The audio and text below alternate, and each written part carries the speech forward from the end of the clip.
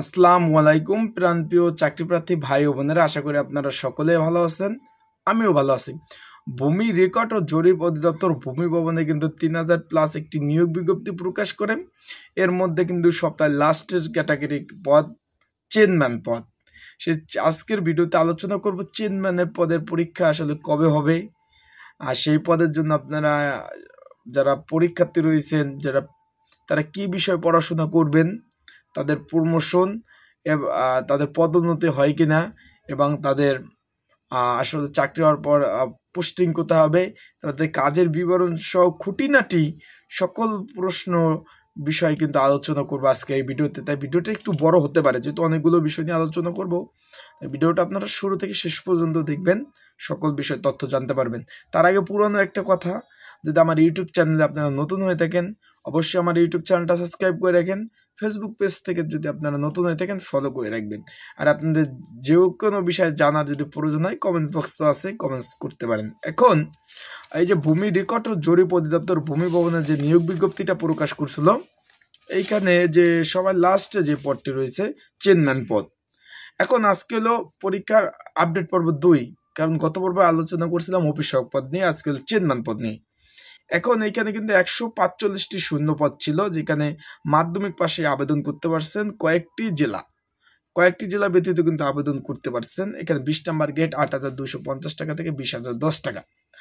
এখন প্রথমে আসি যে পরীক্ষাটা আসলে কবে হতে পারে, তারপর আলোচনা করব বাকি সব প্রমোশন, পদোন্নতি এবং কি বিষয় পড়বেন এই বিষয়ে। এখন ভাই আপনারা অবগত আছেন যে 3টি পদের কিন্তু পরীক্ষা অলরেডি হয়ে গেছে, 3টি পদের। আর বাকি যে এখন পদগুলো রয়েছে, এখন যারা চেয়ারম্যান পদে আবেদন করছেন তাদের জন্য একটি সুখবর হলো, ঈদের পরে ইনশাল্লাহ ম্যাচে চলে আসবে। আপনারা কিন্তু ছুটিমুটি শেষ হলে পরীক্ষার একটা সময়সূচি কিন্তু প্রকাশ করে ফেলবে। সেখানে আপনাদের পরীক্ষার কবে হবে মেসেজে আপনারা ইনশাল্লাহ জানতে পারবেন।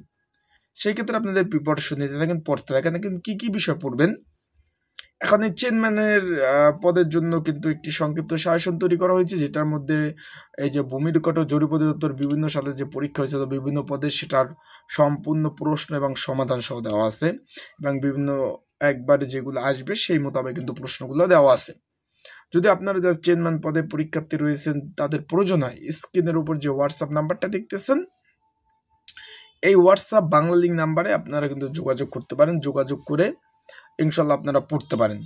পড়লে আপনাদের ইনশাল্লাহ কমন উপযোগী হবে। যাদের প্রয়োজন তারা যোগাযোগ করবেন। এখন আসি যে তাদের কাজটা কি।